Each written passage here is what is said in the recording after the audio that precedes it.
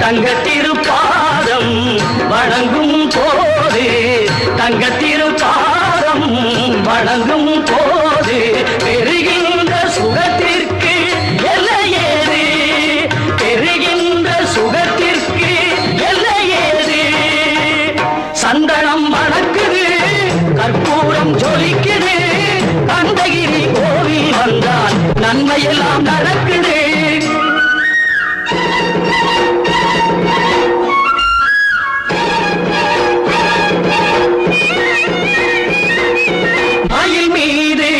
மன்னனை இருக்க வைத்து ஏழு ஸ்வரம் பாடும் கிங்கிணி சதங்கை கட்டி மயில் மீது மன்னனை இருக்க வைத்து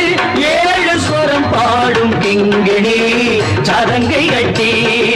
வெற்றி வேலுடன் சேவல்